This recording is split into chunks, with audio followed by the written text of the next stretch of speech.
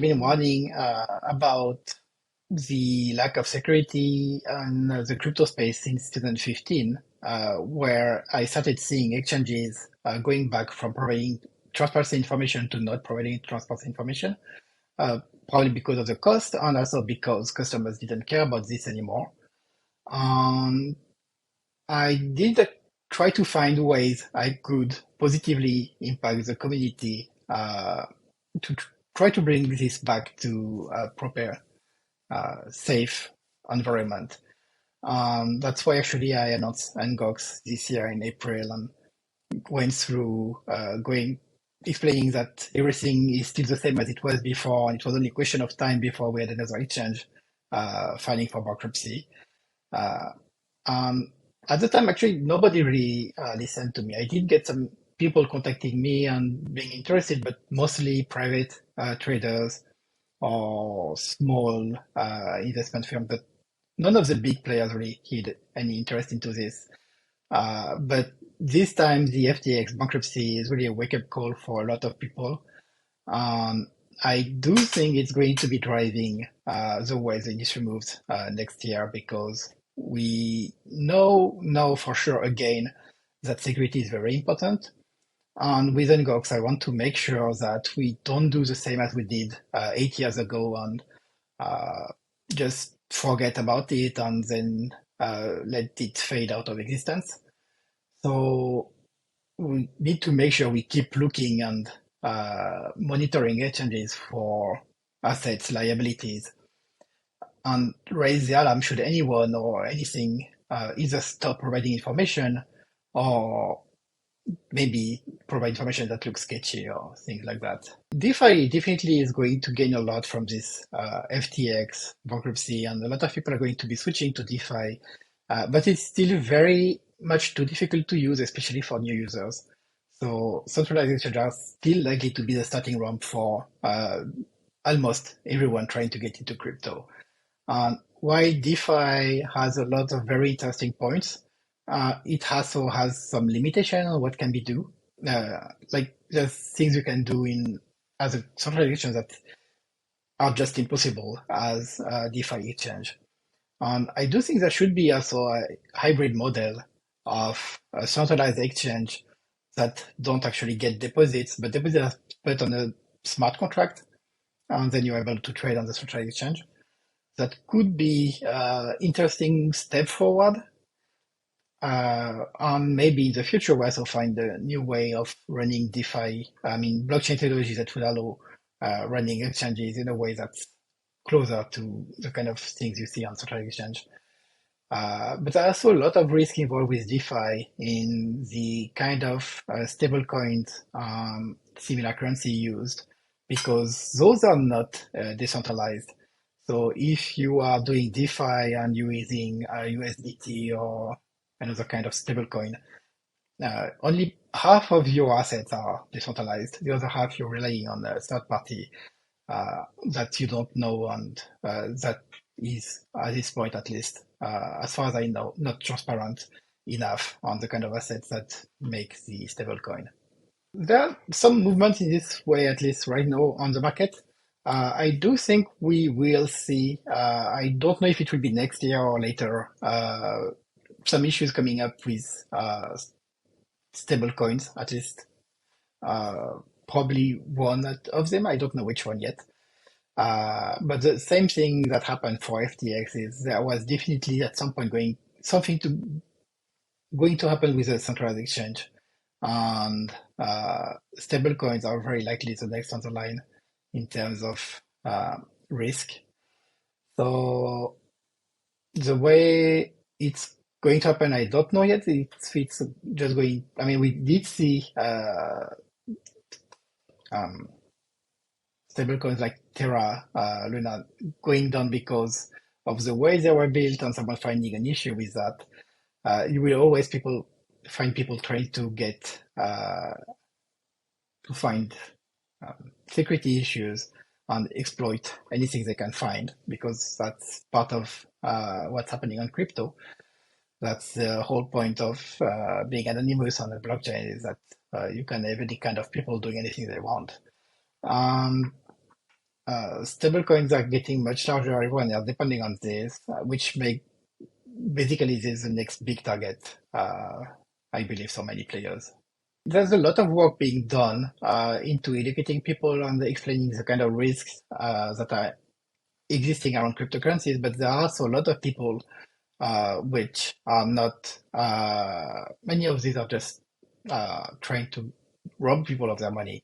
So, of course, they would want to push a narrative where it's safe to put all your assets into this new coin that's going to make you rich in just 1 year or whatever.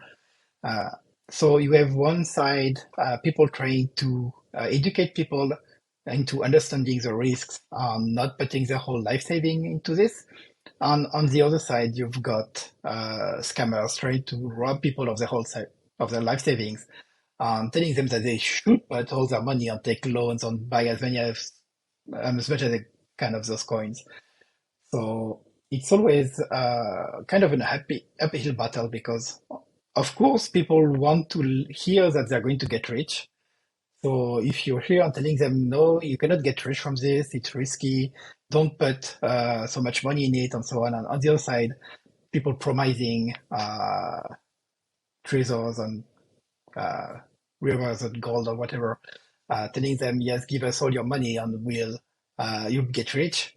Uh, People tend to prefer the get rich quick option, even if it's actually going to make them lose everything. That's something that's actually been true for a very long time, and that's why so many scams have worked in the past, even before cryptocurrencies.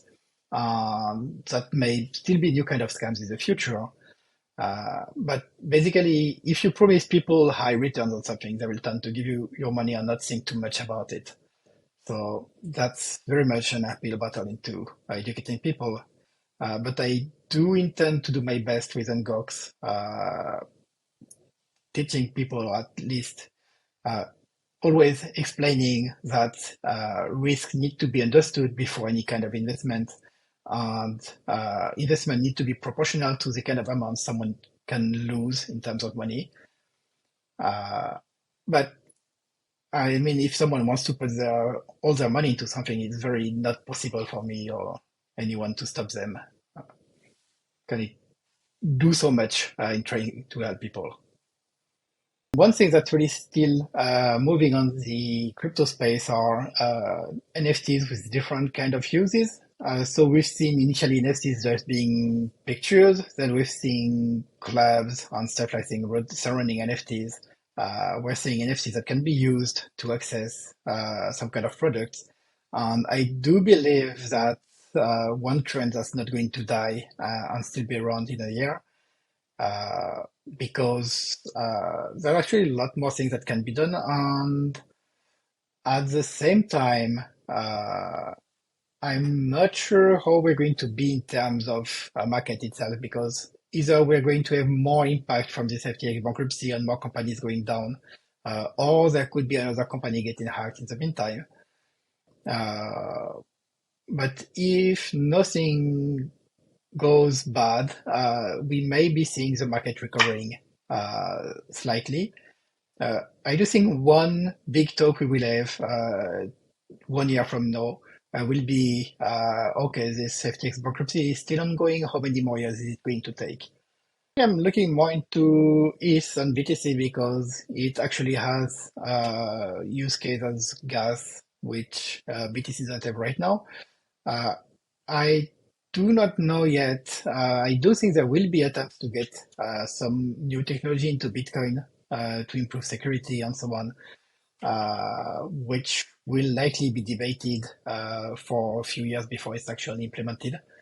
Uh, but we are seeing new technologies in terms of crypto being used. Everyone is switching to EDDSA, for example, which has less pitfalls than ECDSA and could be a good thing to switch to for many cryptos out there like Bitcoin and so on. So that's something actually I'd like to see implemented because depending on only one single crypto algorithm is a very high risk thing to do. If you look at the way, for example, SSL works when you access your online banking and so on, Actually, the system negotiates with the server what kind of algorithms to use. There are many choices that have existed over time and that are not considered safe anymore. And ECDSA is likely going to be considered unsafe at some point. So as I said, one thing I'd like to see is people starting to think of how to implement more options.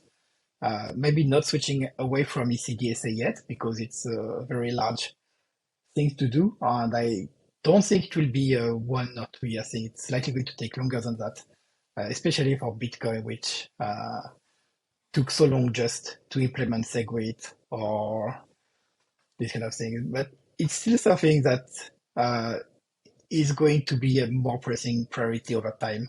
And I'd rather see it before we need to do it quickly and dirty.